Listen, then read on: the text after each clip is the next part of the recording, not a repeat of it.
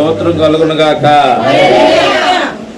ఎన్ని కష్టాలు వచ్చినా, ఎన్ని ఇబ్బందులు వచ్చినా దేవుణ్ణి విడవకుండా దేవునితో నడుస్తూ దేవునితో గడుపుతూ సాగినటువంటి జీవితం మరి శారమ్మ తల్లి గారి యొక్క జీవితం. మా వద్దకు వచ్చిన నాకు దగ్గర నుంచి కూడా ఇప్పటి వరకు ఎక్కడికి వెళ్ళకుండా మందిరాన్ని అంటు పెట్టుకొని మందిరం యొక్క మరి ఆశీర్వాదాలు పొందుతూ ఉన్నటువంటి బిడ్డ శారమ్మ తల్లి గారు. ఈ రాత్రి దేవుడు వారిని కాపాడారు అని వారు సాక్ష్యం ఇచ్చారు. దేవుడు వారిని కాపాడారని దేవుడి సన్నిధానంలో సాక్ష్యం ఇచ్చాడు. దేవుడు మనల్ని కూడా కాపాడుతూ ఉంటాడు. అయితే ప్రియమైన దేవుని కాపుదల ఎలా ఉంటుంది, ఏ రకంగా ఉంటుందో మరి ఈ రాత్రి కొద్ది విషయాలు మనము ధ్యానం చేసుకుందాము. కీర్తన గ్రంథంలో నుంచి 31వ కీర్తన 23వ వచనాన్ని మనము చదువుకొని ప్రార్థన చేసుకుని మనము ముందుకు వెళ్దామండి. మన మధ్య ఉన్నటువంటి సమయంలోనే మనము చాలా సమయాన్ని క్లుప్తంగా జాగ్రత్తగా వాడుకోవాలి కనుక మరి ఇది శీతాకాలం, సమయం ఎక్కువైనా దూరంగా వెళ్ళే వాళ్ళకి ఇబ్బంది, దగ్గరగా ఉన్న వాళ్ళకి పర్లేదు కనుక ఎక్కడ మనం కూడుకు పెట్టినా కానీ 7ంటికి మొదలుపెట్టి మనము 9ంటికల్లా ముగించుకుని మన ఇంటికి వెళ్ళేసరికి 10 సమయాల్లో మనము కార్యక్రమం జరిగించుకోవాలి. ఎందుకంటే తదుపరి కార్యక్రమాలకు వెళ్ళడానికి మనం అనారోగ్య పాలు కాకూడదు కనుక ఈ టైమింగ్స్ మనం జాగ్రత్తగా పాటిస్తాం. కనుక 31వ కీర్తన 23వ శరణాన్ని మనం చదువుతాం ఒకసారి. యెహోవా భక్తులారా మీరందరూ ఆయన ప్రేమించుడి. యెహోవా విశ్వాసులను కాపాడును. అండర్లైన్ చేసుకుని యెహోవా విశ్వాసులను కాపాడును. చిన్న ప్రార్థన చేసుకున్నాం. ప్రేమల తండ్రి, కృపగల దేవ, వందనములనైనా ఎంతవరకు పాటలు ఎందుకు తోడుకున్న గొప్ప దేవ నీకే స్తోత్రాలు తండ్రి. మరి ఈ సమయం ముందునైనా మరి నీ బిడ్డనైన ప్రభా శారమ్మ తల్లి గారి యొక్క గృహకూడిక జరిగించుకోవడానికి కృపనిచ్చినందుకు స్తోత్రాలు. ఈ సమయం ముందునైన ప్రభా ఈ గృహంలో మీరే ఉండండి. ఈ గృహకూడికలో ప్రభునైనా మీ హస్తంను చాచండి, మీ గాయకుని హస్తం చాచండి. మరి శారమ్మ తల్లి గారు ప్రేమించి వచ్చినటువంటి నీ బిడ్డలను బట్టి అలాగే శారమ్మ తల్లి గారిని బట్టి మేము ప్రార్థిస్తున్నాం. ఈ రాత్రి నేను ప్రభా నీ మేలుతో నింపండి, మీ కాపుదల వారికి కూడా దయచేయండి. ఇవి నేను ప్రభు సమయం ముందు వాక్య భావన వెళ్తుండగా ఈ వాక్యాన్ని ప్రభు విరిచి వర్తించండి. కూడి వచ్చిన నీ బిడ్డలమైన మేమందరం కూడా వినగల చెవులు, గ్రహించగల హృదయం, అంగీకరించే మనసు, ఆనందించే ఆత్మను దయచేయండి. నీ దాసుని మరుగుపరచండి. మీ దాసుని ముఖాంతరం నుంచి మీరే మాట్లాడండి. మీ దాసునికి బోరగా మీరే ఉండి మాట్లాడి ఈ సమయం ముందునని ఈ స్థలం అంతటిని కూడా ప్రభా మీ ఆత్మ చేతనైన ప్రభా సంధించి మీ ఆత్మ ఆనందం, మీ ఆత్మ సంతోషం మేము పొందుకున్నాను ప్రభ చూపించుదురుగా. కానీ యేసయ్య నామం అడిగి పెడుతున్నాము తండ్రి, ఆమేన్. ప్రియమైన బిడ్డలారా, దేవుని యొక్క కాపుదల చాలా అద్భుతంగా, ఆశ్చర్యంగా ఉంటుంది. మన జీవితంలో దేవుని కాపుదలను పొందుకున్న వారు హృదయపూర్వకంగా ఆ మాట పలుకుతారు. దేవుని కాపుదల అన్ని విషయాల్లో ఉంటుందండి, కొన్ని విషయాల్లో ఉంటుందా అని గనక మనము ప్రశ్న వేసుకుంటే దేవుని కాపుదల అన్ని విషయాల్లోనూ ఉంటుంది. దేవుని కాపుదల ఉందంటే దేవుని ఆశీర్వాదం మనకు ఉన్నట్టే. దేవుని కాపుదలలో ఉన్నటువంటి వారి జీవితం అంతా కూడా ఆనందంతోనూ, ఐశ్వర్యంతోనూ, ఆశీర్వాదాలతోనూ వారి జీవితం జరుగుతుందన్న సత్యాన్ని లేఖన భాగాలు మనకు తెలియజేస్తున్నాయి. ప్రియమైన బిడ్డలారా, చదవబడినటువంటి ఈ లేఖనంలో 2వ లైన్లో 3వ లైన్లో మనం చూస్తే యెహోవా విశ్వాసులను కాపాడును. ఎవరిని కాపాడుతాడంట దేవుడు? విశ్వాసులు అంటే ఎవరు? ఏమ్మా? మనం కాదు, దేవుని నమ్మిన వారు, దేవుని యందు విశ్వాసం ఇచ్చిన వారు. మీరు ఒక్కరైనట్టు విశ్వాసులు భూమి మీదకి ఎవరు లేరమ్మా? ఈయనైనా కాదు. భూమి మీద ఎవరైతే దేవుని నమ్ముతారో, దేవుని యందు విశ్వాసం ఉంచుతారో వారందరూ కూడా విశ్వాసులే. విశ్వాసులకి అవిశ్వాసులకి తేడా ఏంటి? దేవుని నమ్మిన వారు విశ్వాసులు, దేవుని నమ్మని వారు అవిశ్వాసులు. అవును కదా? కనుక విశ్వాసులు అంటే దేవుని యందు విశ్వాసం ఉంచి నమ్మి దేవునితో నడిచేటటువంటి వారిని దేవుడు ఏం చేస్తాడంట? కాపాడుతాడు అనేటువంటి విషయాన్ని పరిశుద్ధ గ్రంథం మనకి తెలియజేయబడుతుంది. చాలా మందిని ఆయన కాపాడాడు.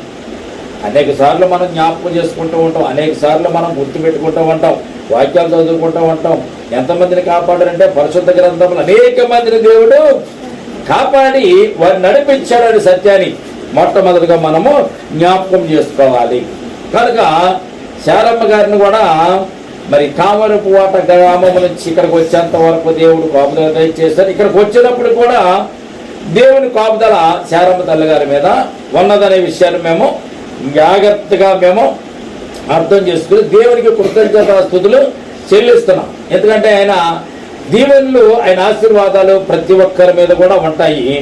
శారమ్మ తల్లి గారి మీద కూడా ఉన్నాయి. వారి బిడ్డల గురించి ప్రార్థన చేస్తూ ఉంటారు, అనేక దినాలుగా ప్రార్థన చేస్తూ ఉంటారు. మందిరానికి వచ్చినా ప్రార్థన చేయమంటారు, మందిరంలో కూడా ప్రార్థన చేసుకుంటూ ఉంటారు. అందరూ విశ్వాసంతో దేవుని సన్నిధానంలో ఉండాలనే కోరిక శారమ్మ తల్లి గారు. కనుక ప్రియమైన బిడ్డల మొట్టమొదటి ఏంటండి, దేవుడు కాపాడే వారి లిస్టులో మొట్టమొదటి ఉన్నటువంటి గుంపుని ఏమని చూస్తున్నాం? విశ్వాసుల గుంపుగా మనము చూడగలుగుతున్న దేవునికి స్తోత్రం కలుగునుగాక. 40వ కీర్తన 11వ శరణంలో కూడా ఒక మాటను మనము చదువుతామండి. 40వ కీర్తన 11వ శరణం కూడా మనం చూద్దాం. 40వ కీర్తన 11వ శరణంలో ఏం రాయబడి ఉంది? యెహోవా నీవు నీ వాత్సల్యమును నాకు దూరం చేయవు, నీ కృపా సత్యములు ఎప్పుడునూ నన్ను కాపాడును గాక.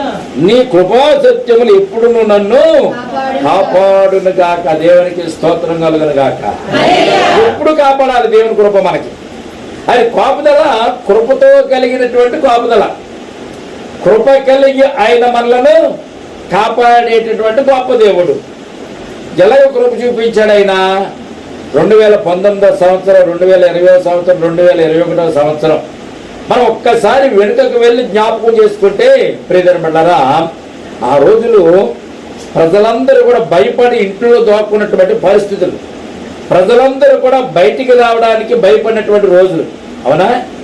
ఇంట్లోకి బయటకు వస్తే ఊరుకునేవారు, పనులకు వెళ్ళినా కానీ ఊరుకునేవారు. ముక్కికి మాస్క్ పెట్టుకుని వెళ్ళేవాళ్ళం, మూతికి మాస్క్ పెట్టుకుని వెళ్ళేవాళ్ళం. మాస్క్ లేకపోతే రోడ్డు మీద పోలీసు వాళ్ళు ఆపేవాడు. ఇవన్నీ కూడా భయంకరమైన రోజులు అనమాట. బయటికి వెళితే ఎక్కడ మనకి ప్రాణాపాయం వస్తుందో, బయటికి వెళ్తే ఎక్కడ మనకి ఆ వ్యాధి సోకుతుందో అని కరోనా రోజులు అవి. ఆ భయంకరమైనటువంటి కరోనా కలిగినటువంటి మరి ఆ రోజుల్లో మనం ప్రియమైన జ్ఞాపకం చేసుకున్నట్లయితే ఆ రోజులు కోవిడ్ రోజులు చాలా భయంకరమని. ఆ రోజుల్లో కూడా దేవుడు కాపాడి మనల్ని కూడా బ్రతికించాడు. దేవునికి స్తోత్రం కలుగును గాక. ఆయన కాపుదల ఎలా ఉంటుందో తెలుసా? ఆయన ప్రణాళిక ఎలా ఉంటుందో తెలుసా? సంవత్సరాలు కూడా సంవత్సరం జరిగే వదిలే ఆయన కాపుదల మనకు దయచేస్తూ ఉంటాడు. మనందరూ కూడా కరోనాలో నుంచే, కోవిడ్లో నుంచి బయటకు వచ్చాం. ఆ కరోనా కాలంలో నుంచి బయటకు వచ్చాం, ఆ కోవిడ్లో నుంచి బయటకు వచ్చాం. కోవిడ్లో చాలా మంది పెట్టల్లా రాలిపోయారు. అమ్మా, రాలిపోయారా పిట్టల్లాగా?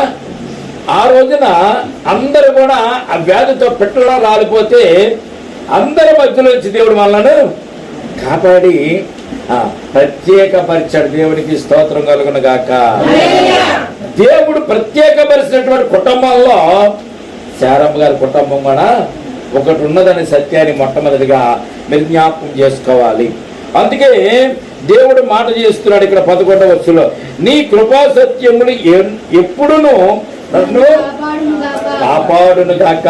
ఆయన కృపా సత్యములు, ఆయన కృప ఒకటి, సత్యం ఒకటి అన్నాడు కూడా దేవుడు విడిచిపెట్టేవాడు కాడు. ఆయనకు ఉన్నటువంటి బిరుదులవే. ఆయన కృప కలిగిన వాడు, సత్యము కలిగిన వాడు, యథార్థత కలిగిన వాడు, న్యాయము కలిగిన వాడు, ధర్మము కలిగిన వాడు. యేసుప్రభు గారికి ఉన్నటువంటి బిరుదులవే. ఆయనను ఎక్కడ టచ్ చేసినా, ఎక్కడ ముట్టుకున్నా, ఎక్కడ ఆయన మాట్లాడినా ప్రియమైన బిడ్డలారా, ఆయన మాటల్లో కృప, సత్యము, న్యాయము, ధర్మము వచ్చేవే తప్ప ఆయన ఎదుటి వారిని దూషించినటువంటి సందర్భాలు ఎక్కడ కూడా కనపడవు. మరి నిన్ను నన్ను ఒకవేళ ఎవరన్నా పలకరిస్తే మనకు వచ్చేది ఏమంటుంది? ఏమ్మా బాగున్నారా అని ఎవరన్నా అన్నారు అనుకోండి, మనం ఏమంటాం? ఏం బాగులేండి, రోజు అలాగే అల్లబుచ్చుంటాం అంటారు కొంతమంది. కొంతమంది ఏమంటారు? దేవుని దయ వల్ల బాగానే ఉన్నామని అంటారు. కొంతమంది ఏమంటారు? మీ దయ వల్ల బాగానే ఉన్నామని అంటారు. కానీ దేవుని దయకి లేదు, అక్కడ కనపడుతుంది మనకే. దేవుడు మనల్ని కాపాడాడు కనుక మనం ఈ సమయమందు జీవించి ఉన్నాము. ఆయన కృపా సత్యములు నన్ను కాపాడును గాక. ఈ రాత్రి ప్రియమైన బిడ్డలారా, దేవుడు కాపాడేటువంటి విషయాలు ఉన్నవి, దేవుడు కాపాడడానికి కావలసినటువంటి లక్షణాలు కూడా మనకు కలిగి ఉండాలి. అయిపోయి ఈ రాత్రి మనము జ్ఞాపకం చేసుకుని మనము ముందుకు వెళ్దాం ప్రియమైన బిడ్డలు. కనుక దేవుని యొక్క కృప సత్యములు నన్ను కాపాడును గాక భక్తుడు ఇక్కడ తెలియజేస్తున్నాడు. మనం కూడా దేవుని సన్నిధానంలో ప్రార్థన చేసుకుంటాడు. ప్రభువా, నీ కృపను నీ సత్యాన్ని బట్టి నన్ను కాపాడునైనా, నన్ను రక్షించినైనా, నన్ను ఆదరించినైనా అని చెప్పి మనం ప్రార్థన చేసుకోవాలి. అటువంటి ప్రార్థన దేవుడు ఆలకించే ప్రార్థనకు జవాబు ఇచ్చేవాడుగా ఉన్నాడని మనము జ్ఞాపకం చేసుకోవాలి. అటు రీతిగానే 121వ కీర్తన 7వ శరణాన్ని కూడా మనం చూద్దామండి. 121వ కీర్తన 7వ శరణం మనం చూసినట్లయితే ఇక్కడ ఒక మాట మనం జ్ఞాపకం చేసుకుందాం. ఏ అపాయమును రాకుండా యెహోవా నిన్ను కాపాడును, ఆయన నీ ప్రాణమును కూడా కాపాడునని ఇక్కడ దేవుని వాక్యం మనకు తెలియజేస్తుంది. మొట్టమొదటిగా దేవుని బిడ్డలైన వారిని, విశ్వాసులైన వారిని దేవుడు కాపాడుతాడు. దేని నుంచి దేవుడు కాపాడుతాడని మనం ప్రశ్న వేసుకుంటే, అపాయములు రాకుండా దేవుడు మనలను కాపాడేవాడుగా ఉన్నాడని వాక్యం మనకు తెలియజేస్తుందండి. ఏ అపాయమును రాకుండా యెహోవా నిన్ను కాపాడుతాడు. ఏ అపాయం రాకుండా. ఈ రోజున బయటికి వెళ్ళి ప్రయాణం చేసి మరలా ఇంటికి తిరిగి వస్తామని భరోసా ఎవరికి లేదు. ఏ పని చేసినా మనం ఇంట్లోంచి బయటికి వెళ్ళి మరలా గృహంలోనికి వస్తామనేటువంటి నమ్మకం మనకు లేదు, విశ్వాసం మనకు లేదు. ప్రియమైన బిడ్డలారా, అటువంటి సందర్భంలో దేవుని కాపుదల మనకు లేకపోతే, దేవుని అండ మనకు లేకపోతే, దేవుడు నిన్ను నన్ను చూసి ఆయన రక్షించకపోతే మన పరిస్థితులు ఎలా ఉంటాయి? కనుక మెట్లు దిగేటప్పుడు ఒకవేళ కాలు బెనికినా, ఈ రోజుల్లో ఆసుపత్రికి వెళ్తే డబ్బులు ఎంత బిల్లు వేస్తారో తెలిసింది. కాలు ఇరిగిందని హాస్పిటల్కి వెళ్తే గుండుపోటు వచ్చేంత పరిస్థితుల్లో బిల్లు వేసేస్తున్నారు. రొప్ప వచ్చిందని హాస్పిటల్కి వెళ్తే హార్ట్ ఆపరేషన్ చేయించుకున్నంత బిల్లులు వాళ్ళు వేస్తున్నారు. చిన్నదానికి పెద్దదానికి వారు వేసే బిల్లులకి మనకి లేని రోగాలు కూడా వస్తున్న సందర్భాన్ని ఈ సందర్భంలో మీకు జ్ఞాపకం చేస్తున్నాను. ప్రియజనులారా, మనకు మనమే రక్షించుకోలేం, మనకు మనమే బాగు చేసుకోలేం, మనకు మనమే కాపాడుకోలేం. కానీ దేవుని కాపుదల మనకు ఉంటే మనం ఈ లోకంలో శ్రేష్టమైన జీవితాన్ని జీవిస్తామని సత్యాన్ని పరిశుద్ధ గ్రంథం తెలియజేస్తుంది. ఎలా కాపాడుతాడంట ఆయన? ఏ అపాయము రాకుండా దేవుడు మనలను కాపాడుతాడంట. ఎవరిని? తన భక్తులను, తన యందు విశ్వాసం వచ్చిన వారిని, నమ్మిక వచ్చిన వారిని దేవుడు కాపాడుతాడంట. ఈ సందర్భంలో మీకు ఒక విషయాన్ని జ్ఞాపకం చేస్తాను ప్రియజనులారా. యేసు ప్రభువుతో ఉన్నటువంటి శిష్యులు కూడా పడవలో ప్రయాణం చేసి వాళ్ళు వెళ్తున్నప్పుడు వాళ్ళకి కూడా ఒక అపాయం వచ్చింది. ఒక రోజున యేసు ప్రభువుతో ఉన్నటువంటి శిష్యులకు కూడా అపాయం వచ్చింది. తుఫాను చెలరేగింది, గాలి వీస్తుంది, పడవ మునిగిపోయే స్థితికి వచ్చింది. వచ్చినప్పుడు కొండ మీద ప్రార్థన చేసుకున్నట్టు యేసు ప్రభు వారికి అది తెలిసి వెంటనే నేల మీద నడుచుకుంటూ వారి దగ్గరికి వచ్చాడు. కారణం ఏంటి తెలిసింది? తన శిష్యులను కాపాడాలి, ప్రజలను కాపాడాలి, ఆయన నేను కాపాడేవాడిని తెలియజేసుకోవడానికి ఆ నేల మీద నడిచి ఆ పడవ దగ్గరికి వచ్చి ఏం చేశాడండి? నీటిని, గాలిని, సముద్రమును కూడా ఆయన గద్దించి శిష్యులనైనా కాపాడినట్టుగా మనం చూస్తున్నాం. ప్రియమైన బిడ్డలారా, జ్ఞాపకం చేసుకోండి. ఎటువంటి పరిస్థితుల్లోనైనా మనల్ని కాపాడేటువంటి లక్షణం ఉన్నవాడు, అటువంటి శక్తి ఉన్నవాడు, మహిమ ఉన్నవాడు, ప్రభావం ఉన్నవాడు యేసుక్రీస్తు ప్రభు ఒక్కడే అనే సత్యాన్ని మొట్టమొదటిగా మీరు జ్ఞాపకం చేసుకోవాలి. కనుక ఆయన కాపాడేవాడు.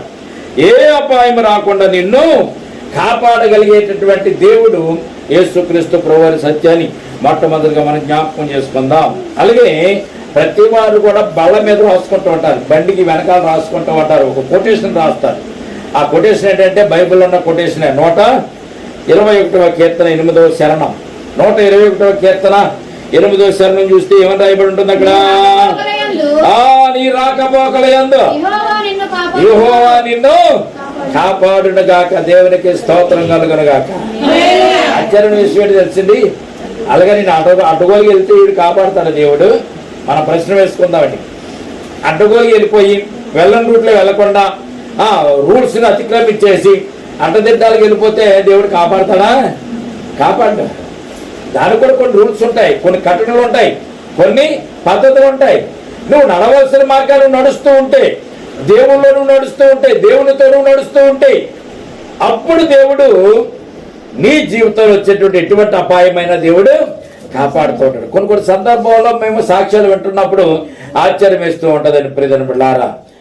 గత సంవత్సరం వర్షాలు వచ్చిన సందర్భంలో ఒక సేవకుడు ప్రార్థనకి వెళ్ళి సేవకి వెళ్ళి తిరిగి వస్తుంటే టీ నరసాపురం దగ్గరలో కొంత పెద్ద కాలువ వచ్చి కాలువలో కారు మునిగిపోయింది.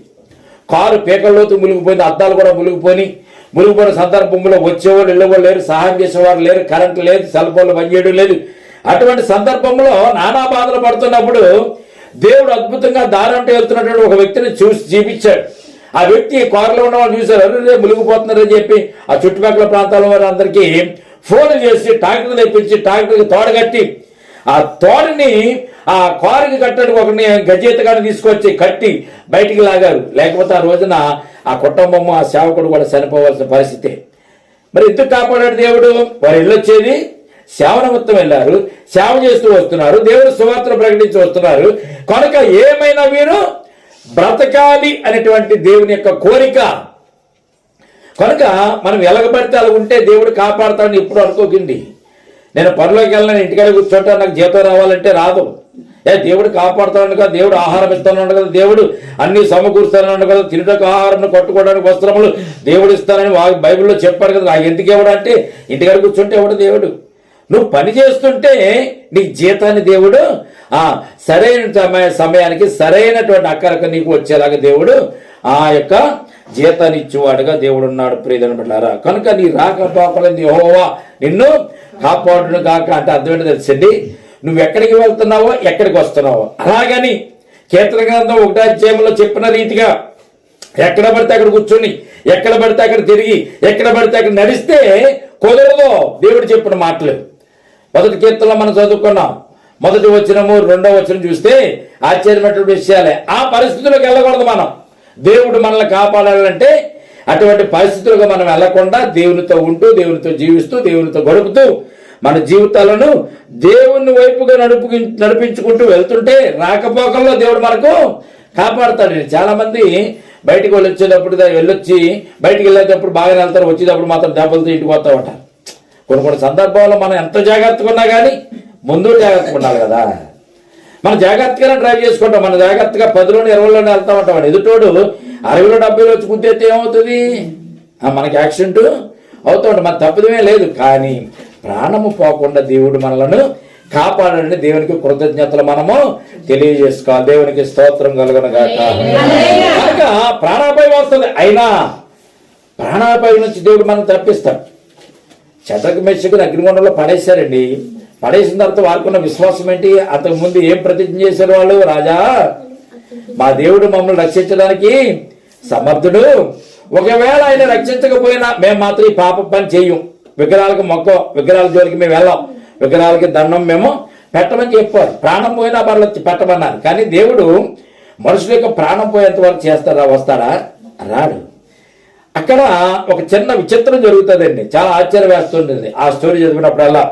ఏంటి ఆ విచిత్రం? రాజుగారు సింహాసనం మీద కూర్చొని వచ్చేవాళ్ళు వెళ్ళేవాళ్ళు చూస్తారు, దండం పెట్టిన వాళ్ళని చూసి వాళ్ళని తీసుకొచ్చి అగ్నిగుండంలో వేసామని చెప్పాడు. కానీ ఒక్కడు అగ్నిగుండంలో పడలే. కావాలని శద్రకు మెషకు అబ్దెనగోని అగ్నిగుండంలో పడేయడానికి తీసుకొచ్చారు. దానికి మొట్టమొదటి కారణం వారు దేవుడిని నమ్ముకున్నారని, రెండవ కారణం దేవునికి వారు దండం పెడుతున్నారని, మూడవ కారణం నేను నిలబెట్టించినటువంటి విగ్రహానికి మొక్కడం లేదని, 3 కారణాల చేత వారిని అగ్నిగుండంలో వేయడానికి తీసుకొచ్చారు.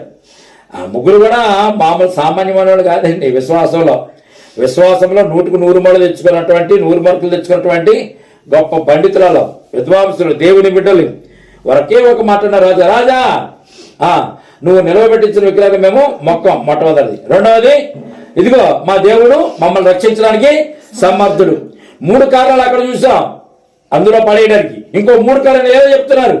రాజా, నువ్వు నిలబెట్టిన విగ్రహం మేము మొక్కం, మా దేవుడు సమర్థుడు రక్షించడానికి.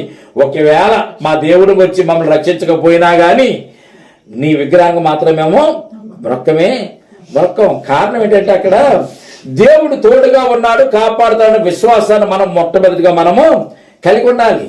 ఎంత ఆపదలైనా కానీ దేవుడు మనం రక్షిస్తాడండి.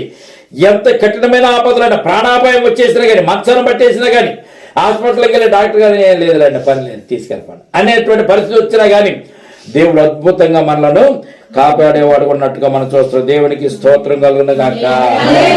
మన రాకపోకలందు దేవుడు మనకు తోడుగా ఉండి మనల్ని నడిపించేవాడుగా పరిశుద్ధ గ్రంథంలో మనం చూడగలుగుతున్నాం. సంఖ్యాకాండము 6వ అధ్యాయం 24వ వచనం ఒకసారి చూద్దామండి. సంఖ్యాకాండము 6వ అధ్యాయము 24వ వచనం ఒకసారి చూద్దాం.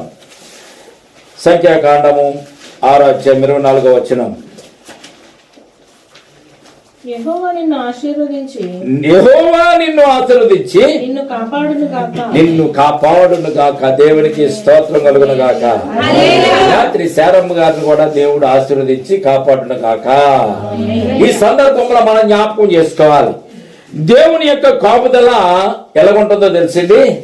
పుట్టిట్టిగే కాపుదల కాదు. మా ఇంటికి ఒకసారి వచ్చేళ్ళొచ్చు కదా అన్నారండి ఎవరినో. మీ ఇంటికి వచ్చారు. మీ ఇంటికి వచ్చిన తర్వాత అమ్మ వచ్చా కదా సరే వెళ్ళిరామ్మా అని దండం పెట్టారు, వెళ్ళిపోయింది. ఏం ప్రయోజనం? కాపాడడం అంటే అది కాదు కదా, రమ్మంటే అది కాదు కదా. మళ్ళీ రమ్మన్నారు ఆ ఇంటికి ఒకసారి లొద్దామని వచ్చారనుకో, ఏం కోరుకుంటారు అలా? ఒక టీ ఇస్తారనో, మధ్యలో ఇస్తారనో, లేకపోతే ఏదైనా స్వీట్ ఇస్తారనో ఆలోచిస్తాం కదా మనం. రమ్మంటే అది కదా మన ఆలోచన. మరి దేవుడు కాపాడుతాడు అనేటువంటి ఆలోచన. యెహోవా నిన్ను కాపాడును గాక. ఎలా కాపాడుతాడు యెహోవా నిన్ను? అన్ని విషయాలలో ఆశీర్వదించి, కుటుంబంలో ఆశీర్వదిస్తాడు, పిల్లల విషయంలో ఆశీర్వదిస్తాడు, నువ్వు చేస్తున్న పనులు ఆశీర్వదిస్తాడు, నువ్వు చేస్తున్న ఉద్యోగులు ఆశీర్వదిస్తాడు, నువ్వు చేస్తున్న గృహత్వంలో కూడా దేవుడు ఆశీర్వదించి అన్ని విషయాల్లో నిన్నైనా కాపాడువాడుగా ఉంటాడని లేకుండా మనకి తెలియజేయబడుతుంది. ఇంటికి వెళ్ళి ఇంట్లోంచి బయటకు వచ్చేంత వరకు ఇంట్లో పనులే ఉండవా మీకు? ఉంటాయమ్మా?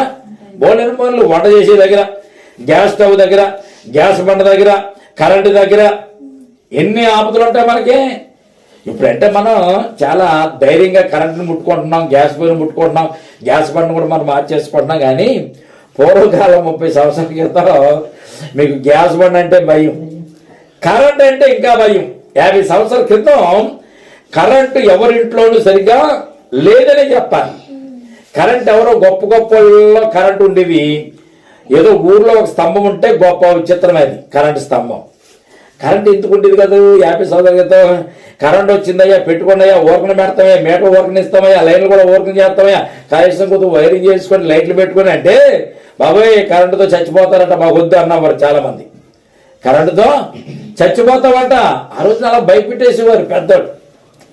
మనకెందుకులే కరెంటు, కిసాల దీపాలు లేవా, అరకిల్లాంతలు లేవా, ఎంతకాలం మన వాళ్ళు అలాగే బతికారా, కరెంటుతోనే బతికారా, ఇప్పుడు ఎందుకు కరెంటు మనకి అని కరెంటు వద్దని వారు ఆ రోజుల్లో అవాయిడ్ చేశారు. వద్దని తృణీకరించారు. ఆ రోజుల్లో భయం. కరెంటు ఉన్న ఇంట్లోకి వెళ్ళాలన్నా భయం, కరెంటు ఉన్న స్విచ్లు ముట్టుకోవాలన్నా భయమే. ఇది ఒక భయం అయిపోయింది. అది అయిపోయిన తర్వాత గ్యాస్ బండ్లు వచ్చి గ్యాస్ పొయ్యిలు వచ్చినాయి. అప్పటిదాకా పొలాల పొయ్యిలే, దాదాపు 20 సంవత్సరాల వరకు కూడా పొలాల పొయ్యిలే అందరికనే. పొలాల పొయ్యిలు ఎక్కువ ఉండి, ఊకతోనూ పొలాలతోనూ ఉండి, లేకపోతే కెరసన పొయ్యిలు. గ్యాస్ పొయ్యిలు ఎప్పుడు తెచ్చుకున్నారు ఎటు మీరు? గ్యాస్ పొయ్యి ప్రమాదం అని, గ్యాస్ కనుక మండితే బండ పేలిపోతే మనం అందరూ ఇటీలు పడి చచ్చిపోతామని చెప్పి భయపెట్టేసి గ్యాస్ బండను కూడా తెచ్చుకోవడానికి భయపడినటువంటి రోజులు చాలా ఉన్నాయి. ప్రియదనపడాలా మరి కుటుంబంలో ఇంట్లో ఉన్నటువంటి ఆడవాళ్ళు మరి వంటలు చేయొద్దా, మరి లైట్ వేసుకోవద్దా, కిసల దీపాలతోనే ఉంటారా? కనుక ఇవన్నీ కూడా భయాలే మానవునికి, మనిషికి. కుటుంబంగా ఉన్నటువంటి మీకు కూడా భయాలే. వంట చేస్తున్నప్పుడు భయాలే, గ్యాస్ వెలిగిస్తున్నప్పుడు భయాలే, కరెంటు వేస్తున్నప్పుడు భయాలే. ఈ భయాలన్నింటిని కూడా దేవుడు తీర్చి నిన్ను ఆశీర్వదించి ఆయన నిన్ను ఎప్పటి వరకు ఆయన కాపాడాడు. దేవునికి స్తోత్రం కలుగును గాక. దేవుడు కోపతలు అంటే ఎలాగుంటుంది, ఆశీర్వాదాలు అంటే ఎలాగుంటాయి.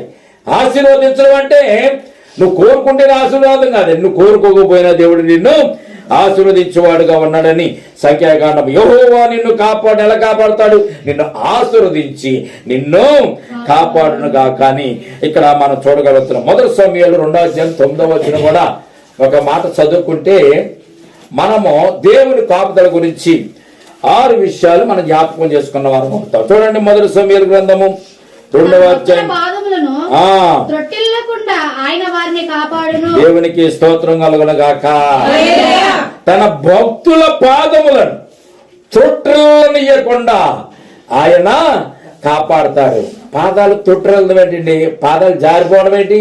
మనం చూసే కదా వేస్తాం పాదాలు. ఇంట్లోంచి కళ్ళు నులుపుకుంటా బయటకు వచ్చారనుకోండి, శారమ్మ గారి ఇంట్లోంచి బయటకు వస్తే మీరే పెద్ద ప్రమాదం పడక్కర్లేదు. కళ్ళు నులుపుకుంటూ నిద్ర మొక్కను కాకపోయి ఎవరో పిలిచారని వాళ్ళ కోసం కలుపుకొని మెట్లు దిగారనుకోండి, మీరు పైన ఉంటారు కింద. అలాగా దేవుడు కాపాడాలంటే తొట్టిల్లకుండా నిన్ను కాపాడువాడు. పాదములు తొట్టిల్లకుండా. కాళ్ళు అప్పుడప్పుడు జారిపోతూ ఉంటాయండి, మన కాళ్ళు కూడా జారుతూ ఉంటాయి, మన పరిస్థితులు కూడా జారిపోతూ ఉంటాయి. కాళ్ళు జారడం పాదాలు. మనం నడుస్తున్నప్పుడు కూడా ఒక్కొక్కసారి మన పాదాలు జారుతూ ఉంటాయి, బెణుకుతూ ఉంటాయి. ఇటువంటి సందర్భంలో పాదాలే అని ఎందుకు చెప్పాడు దేవుడు? ఈ మనిషి బరువంతా మోసేది పాదాలే కనుక. మనిషి బరువంతా మోసేది పాదాలే. దేవుడు పాదాల గురించి ఎందుకు చెప్పాడో చిన్న విషయం మీకు జ్ఞాపకం చేస్తానండి. చాలా మంది తోలుతూ వెళ్తూ ఉంటారు కదా రోడ్డు అట. వారి పాదాలు ఎలాగుంటాయమ్మా? ఒక చోట వేస్తారు, ఇక్కడ ఒక అడిగేస్తారు, అక్కడ ఒక అడిగేస్తారు, అక్కడ వేసినప్పుడు తీసి ఇక్కడ వేస్తూ ఉంటారు. వాళ్ళని చూస్తే మనకు భయం వేస్తుంది వాడు ఎక్కడ పడిపోతాడు అని. వాడు చూస్తే మనకి భయం వేస్తుంది ఎక్కడ పడిపోతాడు అని. పాదాలు తొట్టిల్లనీయుడు కాపాడుతాడంటే మనకు అటువంటి స్థితి రాకుండా దేవుడు మనలను కాపాడుతాడంటే విషయాన్ని పరిశుద్ధ గ్రంథం మనకు తెలియజేయబడుతుంది. నీ పాదములు ఎల్లప్పుడూ తొట్టిల్లేయకుండా ఆయన నిన్ను కాపాడిన. వర్షాకాలంలో గమ్మున జారిపోతూ ఉంటాయి, టైల్స్ ఇంట్లో జారిపోతూ ఉంటాయి. పని చేస్తున్నప్పుడు మనం జారిపడిపోతాం, నీళ్ళు కింద జారిపడిపోతాం కదా. అటువంటి పరిస్థితుల్లో కూడా దేవుడు మనలను కాపాడి రక్షించువాడు అనేటువంటి విషయాన్ని లేఖనాలు మనకు తెలియజేస్తున్నాయి. ఇంకా 10 నిమిషాలు ఉంది కనుక మనం జాగ్రత్తగా మనం జ్ఞాపకం చేసుకుందాం. ఇప్పుడు 6 విషయాలు మనం జ్ఞాపకం చేసుకున్నాం. ఏంటి 6 విషయాలు? యెహోవా విశ్వాసులను కాపాడును, యెహోవా వాత్సల్యముతో ప్రేమతో నిన్ను కాపాడును, ఏ అపాయము రాకుండా నిన్ను కాపాడు, నీ రాకపోకలందు యెహోవా నిన్ను కాపాడు, తన భక్తుల పాదములు తొట్టిల్లనీయకుండా ఆయన నిన్ను కాపాడు, యెహోవా నిన్ను కాపాడును, ఆశీర్వాదములతో కాపాడును అని పరిశుద్ధ గ్రంథంలో 6 విషయాలు మనం జ్ఞాపకం చేసుకున్నాం. బాగుంది. దేవుడు మనల్ని కాపాడడానికి ఆయన ఏమన్నా చిన్నవాడా? ఎలగబెడితే ఉంటే దేవుడు మనల్ని కాపాడతాడా? దేవుని ఎడల మనం కాపాడబడే జీవితాన్ని మనం కూడా కలిగి ఉండాలి కదా. కనుక అటు కలిగి ఉండేటువంటి జీవితం ఎలాగుండాలో ఒక్క 4 విషయాలు మనం జ్ఞాపకం చేసుకొని మనం ప్రార్థన చేసుకుందాం. సామెతల గ్రంథం 2వ అధ్యాయం 11వ వచనం త్వరగా చదువుదాం. సామెతల గ్రంథం 2వ అధ్యాయము 11వ వచనం ఒకసారి చూడండి అమ్మా. బుద్ధి నిన్ను కాపాడును, వివేచన నీకు కావలి కాయును. చాలండి. ఏమనంది? బుద్ధి నిన్ను కాపాడును, వివేచన నీకు కావాలంటుందామా? నీకు అసలు ఏంటి చదవడం ఏంటో లోకమేంటి అన్నాను అనుకో, అర్థం ఏంటి దానికి? నువ్వు సరిగా చదవడం లేదని, సరిగ్గా పని చేయడం లేదని, సరిగ్గా మాట్లాడడం లేదని, సరిగా ఉండడం లేదని, అటువంటి వారిని ఏమంటావా? బుద్ధి లేదు నీకు అని అంటాం. అంటే దేవుడు చెప్పే బుద్ధి మనకు లేనప్పుడు దేవుడు మనల్ని కూడా కాపాడండి. మన బుద్ధి కలిగి ఉండాలి దేవుని సన్నిధానంలో. బుద్ధి అన్ని విషయములలో చాలా శ్రేష్టమైనది. నువ్వు బుద్ధి కలిగే జీవించాలి. అవ్వమ్మకు దేవుడు చెప్పాడు తినొద్దు అన్నాడు. తిన్నది కారణం ఏంటి? బుద్ధి లేదని అర్థం. తినొద్దు అన్నప్పుడు తినకూడదు, తిన్నదంటే బుద్ధి లేదనే. చెయ్యొద్దు అన్నప్పుడు నీకు ఎన్నిసార్లు చెప్పాలి బుద్ధి లేదు నీకు అంటావా? మనం అనవా? మన పిల్లలను కానీ, భర్తను కానీ, భార్యను కానీ, కుటుంబీకులు కానీ, పక్కన పని చేస్తున్న వాళ్ళు కానీ ఎవరినన్నా అంటాం చేయకుండా పని చేస్తున్నప్పుడు బుద్ధి లేదని అంటాం. అవ్వమని ఎందుకన్నా మనం అంటాం. దానికి దేవుడు కూడా అంటాడు బుద్ధి లేని పనులు చేస్తున్నాడు, బుద్ధి లేకుండా ఎందుకు చేసేవాడిని. కనుక మొట్టమొదటిగా మనకి దేవుని ఎడల మనం కలిగి ఉండవలసింది బుద్ధి మనము కలిగి ఉండాలి. ఏ బుద్ధి? అది మానవుల బుద్ధి కాదు, దేవుని బుద్ధిని మనము కలిగి ఉండాలి. 2వ మాట కూడా ఏమో రాయబడింది అక్కడ 11వ వచనంలో, వివేచన నీకు కావలి. వివేచన అంటే ఇది మంచి, ఇది చెడ్డ, ఇది చేయొచ్చు, ఇది చేయకూడదు అని వివేచన మానవునికి, మనుషులోనికి ఎప్పుడు వచ్చింది చెప్పండి? అవ్వమ్మ పండు తిన్నప్పుడు వచ్చింది. ఏమని చెప్పాడు దేవుడు? మంచి చెడ్డ తెలివినిచ్చు వృక్షఫలం మీరు తినొద్దు, కానీ ఈ తోటలో ఉన్నటువంటి కొన్ని వేల లక్షల పళ్ళను మీ కొరకు నేను పుట్టించాను కదా, వాటిని తినమన్నాడు దేవుడు. అయితే వివేచించే ఆలోచన ఎప్పుడు వచ్చింది తెలుసా? పండు తిన్నా అంటే మనకు వచ్చింది. వాటితో మనకు పని లేదండి. దేవుడు మనల్ని నడిపిస్తున్నప్పుడు, దేవుడు మనల్ని కాపాడుతున్నప్పుడు ఇవన్నీ మనకు అనవసరమా? చిన్నపిల్లని మనం సంకన పెట్టుకుని వెళ్తున్నాం, చిన్నపిల్లవాడిని సంకన వేసుకుని వెళ్తున్నాం. వీడు ఆలోచించవలసిన పని వీడికి ఏమైనా ఉందా అసలు? సంకలో ఉన్నవాడికి ఏం పని? అది మంచిది కదా డాడీ వాటి వెళ్ళొద్దు అంటాడు వీడు. వీడికి ఏం తెలుసు అసలు? సంకలో ఉన్నవాడికి ఏం తెలవు. సంకలో ఉన్నవాడు సంకలోనే ఉండాలి. అది మాట్లాడకూడదు, నోరెత్తకూడదు. పెడితే తినాలి, దింపితే దిగాలి, కూర్చోబెడితే కూర్చోవాలి. సంకలో ఉన్నవాడు ఏమైనా ఆలోచించే పని? డాడీ మనం ఊరు వెళ్తున్నాం కదా, డబ్బులు ఉన్నాయని జేబులో అని అని అంటాడా? ఆయనకి ఏం పని? ఆయనకు అవసరం లేదా? సంకలో ఉన్నవాడు సంకలోనే ఉండాలి. అంటే కానీ ఎగస్ట్రాలుగా మాట్లాడకూడదు. దేవుడు కూడా మనల్ని ఆయన సంకలు ఎత్తుకుని తిరుగుతున్నాడండి. సంకలు ఎత్తుకుని మనం తిరుగుతున్నప్పుడు దేవుడే మనకు తోడుకున్నప్పుడు ఆ పండు జరగకపోతే మనకి వివేచన ఎందుకు, బుద్ధి ఎందుకు, జ్ఞానం ఎందుకు, తెలివి ఎందుకు? ఇవన్నీ అవసరం లేదు కదా. ఇవన్నీ ఎప్పుడు వచ్చినాయి మనకే? అవ్వమ్మ గారు పండు తిన్న తర్వాత ఇవన్నీ మనకి వచ్చినాయి. మీకు ఎలాగో వచ్చినాయి కాబట్టి మీకు మీరే ఆలోచించుకోండి, మీకు మీరే తెలివి తెచ్చుకోండి. ఆ తెలివి కూడా నా తెలివిని మీరు సంపాదించుకోండి. అప్పుడు నేను మిమ్మల్ని దీవిస్తాను. దేవుడు మనల్ని మన బ్రతుకుని జాగ్రత్తగా గాడిలో పెట్టి ఆయన వదిలిపెట్టాడు. కనుక ఇప్పుడు మనం ఏం చేయాలి? బుద్ధి కలిగి దేవునిలో మనం జీవించడానికి ఇష్టపడాలి. మొట్టమొదటిది దేవుని బుద్ధి. అది మామూలు బుద్ధి కాదు, లోకస్తుల బుద్ధి కాదు. దేవుని బుద్ధి కలిగి, జ్ఞానం కలిగి, వివేకం కలిగి మనము ఈ లోకంలో జీవించాలి. మొట్టమొదటి మనం బుద్ధి కలిగి ఉండాలి. రెండవది సామెతల గ్రంథం 4వ అధ్యాయం 6వ వచనంలో మనం చూద్దాం. చూడండి 4వ అధ్యాయం 6వ వచనం చూడండి ఒకసారి. దేవుడు ఇంకొక మాట కూడా ఇక్కడ చెప్పేశారండి. 4వ అధ్యాయము 6వ వచనంలో దేవుడు చెప్పిన మాట చూస్తే ఇక్కడ 2 విషయాలు దేవుడు చెప్తున్నాడు. 6వ వచనం, జ్ఞానమును విడువక యుండిన ఎడల అది నిన్ను కాపాడును. ఇక్కడ వివేకం లేదమ్మా, నువ్వు చర్చ చేసావు ఇందులోకి. జ్ఞానమును విడువక యుండిన ఎడల అది నిన్ను కాపాడును. జ్ఞానము చదువుకుంటే జ్ఞానం రాదండి. చదువుకున్న వాళ్ళే ఎక్కువ తప్పులు చేస్తున్నారు. డిగ్రీలు సంపాదించిన వాళ్ళే ఎక్కువ మోసాలు చేస్తున్నారు. ఇప్పుడు సెల్ ఫోన్లో మన సెల్ ఫోన్లో ఉన్న డబ్బుల్ని దొంగతనంగా మన దగ్గరికి రాకుండా కాజేసి కూడా ఎవడో బాగా జ్ఞానవంతుడే. సెల్ ఫోన్ గురించి బాగా తెలుసు, అందులో డబ్బులు దొంగలించేవాడు బాగా తెలుసు. మనకంటే జ్ఞానవంతుడు. వారి జ్ఞానం, ఆ జ్ఞానము పనికొచ్చే జ్ఞానం కాదు. దేవుని జ్ఞానము మనలను కాపాడేదిగా ఉన్నట్టుగా లేఖన భాగాలు మనకు తెలియజేయబడుతున్న. దేవునికి స్తోత్రం కలుగును గాక. దేవుని జ్ఞానమును విడువక యుండిన అది నిన్ను కాపాడును. దేవుని జ్ఞానం నీలో ఉండాలి. మనుషుల జ్ఞానంతో నువ్వు బయటికి వెళ్తే, మనుషుల జ్ఞానంతో నువ్వు జీవిస్తే ఏదో రోజు నువ్వు పడిపోతావు, తప్పిపోతావు, కాలు జారిపోతుంది. అంతే. మన బ్రతికిక సరి చేసి కూడా ఎవడో ఉండడం. కనుక దేవుని జ్ఞానాన్ని నీవు కలిగి ఉన్నట్లయితే నీవు కాపాడబడతావని రెండవ విషయంగా మనము జ్ఞాపకం చేసుకోవచ్చు. మూడవ విషయం కూడా జ్ఞాపకం చేసుకుందాం. చూడండి 6వ అధ్యాయం 22వ వచనం చూడండి ఒకసారి. 6వ అధ్యాయం 22వ వచనం చూడండి. నీవు త్రోవను వెళ్ళినప్పుడు అది నిన్ను నడిపించును. ఏది నడిపించును? నీవు పండుకొన్నప్పుడు అది నిన్ను కాపాడును. నీవు మేలుకొన్నప్పుడు అది నీతో ముచ్చటించును. ఏంటిది ముచ్చటించేది, కాపాడేది? పండుకున్నప్పుడు మనతో సంభాషిస్తుంది అంటే ఏంటో తెలిసింది. దేవుని జ్ఞానము. దేవునికి స్తోత్రం కలుగును గాక.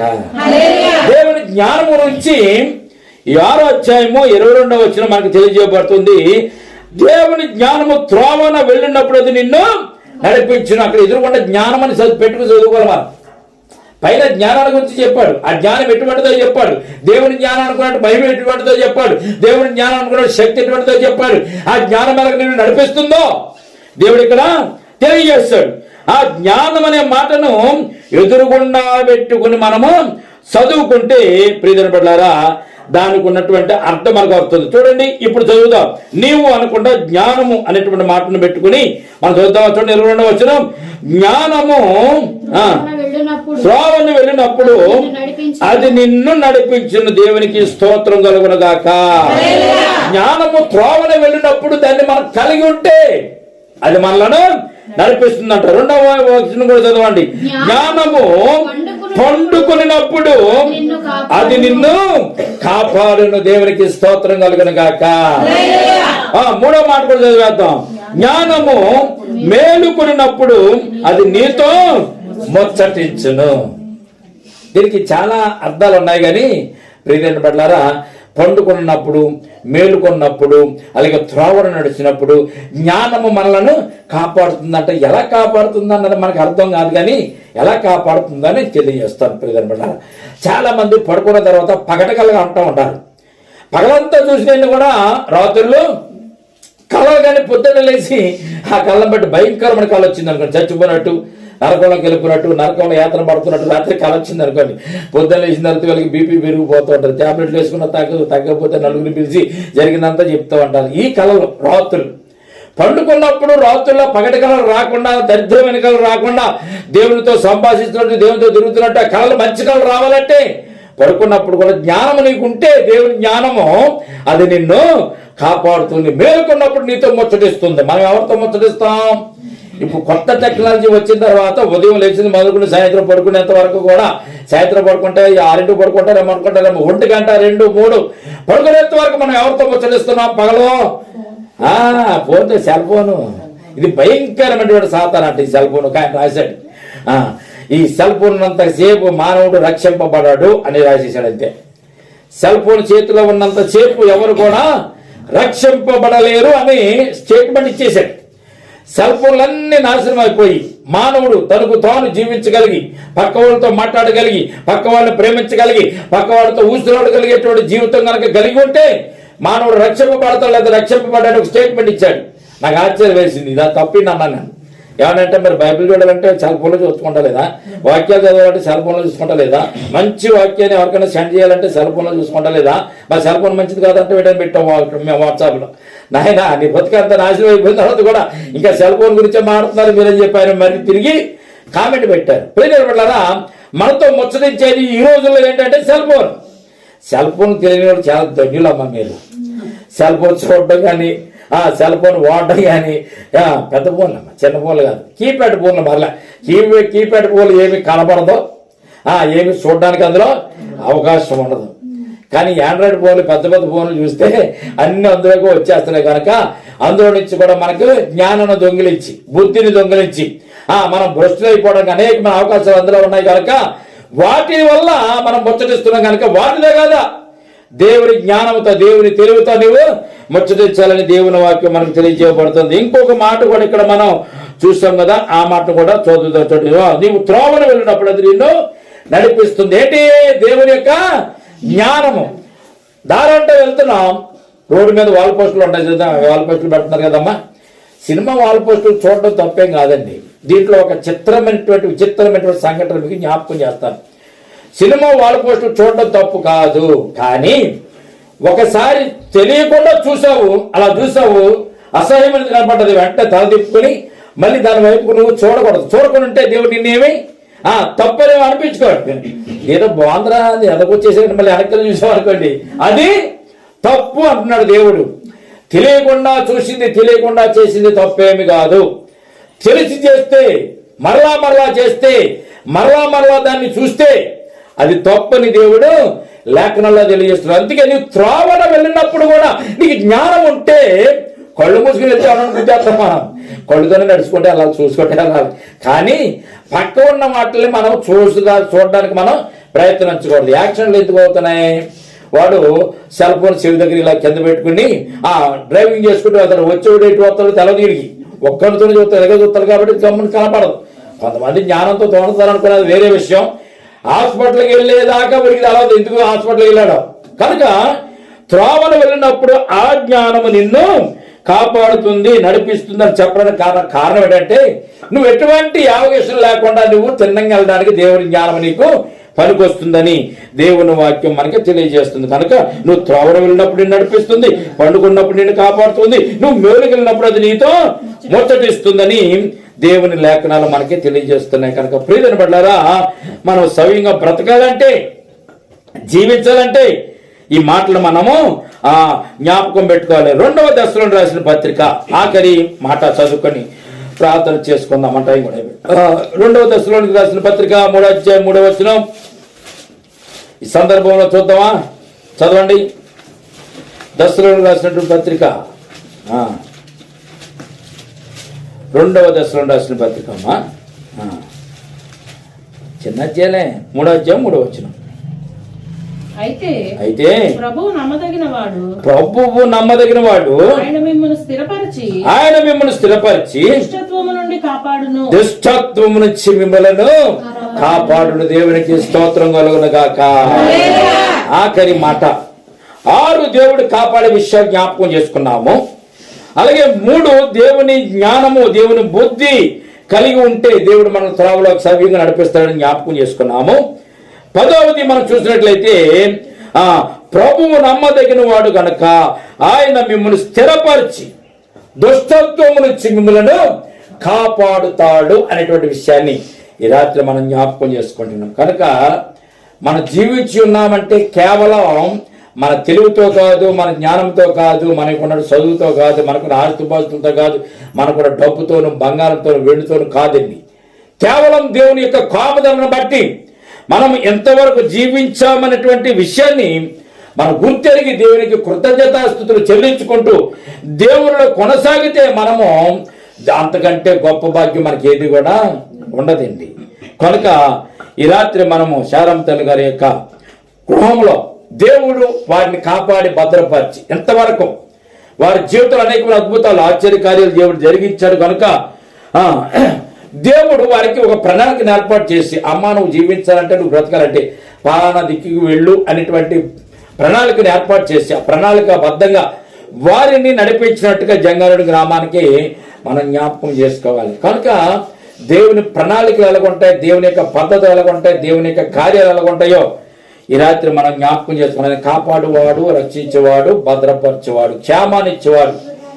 నడిచేటప్పుడైనా కాపాడుతాడు, పండుకున్నప్పుడైనా కాపాడుతాడు, మేలుకున్నప్పుడైనా కాపాడుతాడు, మనం రక్షిస్తాడు. కనుక అట్టి రీతిగా ఈ లోకంలో మనం జీవిస్తూ, అట్టి రీతిగా ఈ లోకంలో బ్రతుకుతూ దేవుని యొక్క కృపకు మన పాత్రలు అవుదాం. ఈ కొద్ది మాటలు దేవుడు దీవించి మనలను ఆశీర్వదించునుగాక. తలలు వంచండి, ప్రార్థన చేసుకుందాం. మరి మన మధ్య ఉన్నటువంటి దైవ సేవకులు మరి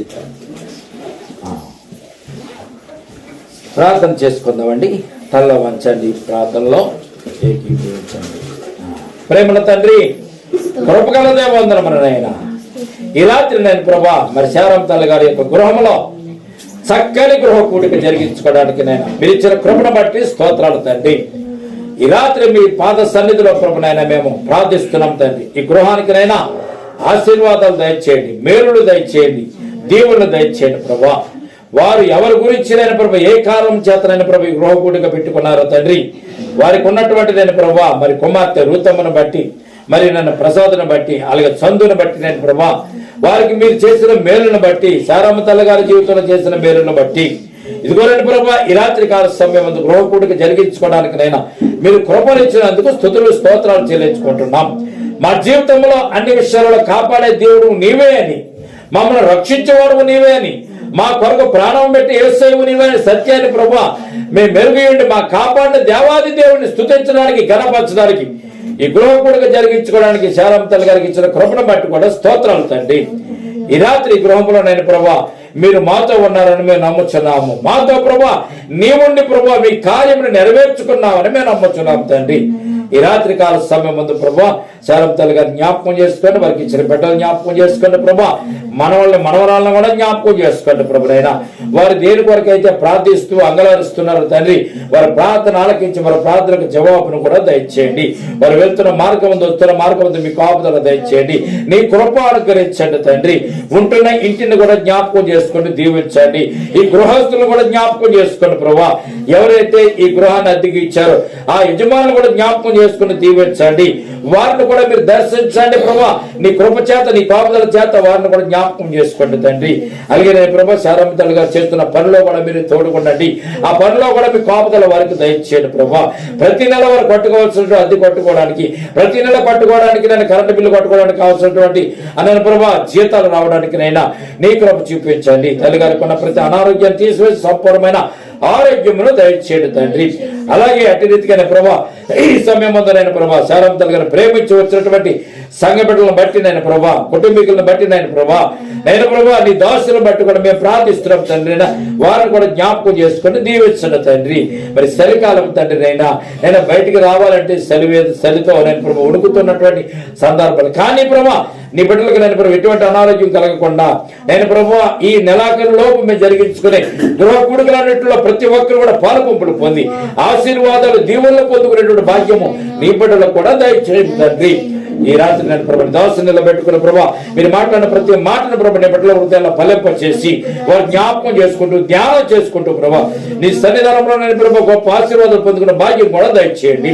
ఈ సమయం అందు నేను ప్రభా మరి తల్లిగారు ఏర్పాటు చేసినటువంటి నేను ఆహార పదార్థాలను కూడా జ్ఞాపకం చేసుకుని దీవించండి. నీ బిడ్డలు తిరిచుండగా ప్రభా శక్తిని బలమున ఆరోగ్యం వారికి దయచేయండి. మరి ఈ కూడి కలిగిన తర్వాత ఎవరింటికి వారు వెళ్ళుచుండగా తండ్రి నైనా మార్గ మధ్యముల మీద వారికి తోడుగా ఉండి నేను క్షేమంగా ఇంటికి నడిపించి నేను ప్రభు మరి రేపు దినాన ప్రభు అటువంటి గృహ కూడుకలో కూడా పాలు పంపులు పొందేటువంటి అర్హతను అనుగ్రహాన్ని నేను అటువంటి శక్తిని బలాన్ని కూడా దయచేదురు కాకని చేసిన ప్రార్థన పాదచారికి చేర్చుకోమని చందును బట్టి ప్రార్థిస్తున్నాం. చదువులో మీరు తోడుకోండి. అలాగే ఋతమును బట్టి ప్రార్థిస్తున్నాం. ఋతమ్మ కుటుంబాన్ని జ్ఞాపకం చేసుకోండి. ప్రసాదం బట్టి ప్రార్థిస్తున్నాం. ప్రసాదం కూడా జ్ఞాపకం చేసుకుని దీవించండి. ఇక ప్రభా చేతును ముట్టండి, స్వస్థపరచండి. అలాగే శారమ్మ తల్లి గారిని బట్టి ప్రార్థిస్తున్నాం. వారిని ప్రభా ఈ సంవత్సరం అంతా కాపుదల దయచేసి నూతన సంవత్సరంలో సంతోషంగా అడుగుపెట్టే భాగ్యాన్ని ప్రభా తల్లి గారు కూడా దయచేయమని వారికి ఉన్న ప్రతి అవసరత ప్రతి అక్రత కూడా మీరే తీర్చమని చేసిన ప్రార్థన మీ పాద సన్నిధికి చేర్చుకోమని యేసయ్య నామమును అడిగి మిక్కిలి వినయముతో బ్రతిమలాడి వేడుకొనుచున్నాము తండ్రి. ఆమేన్.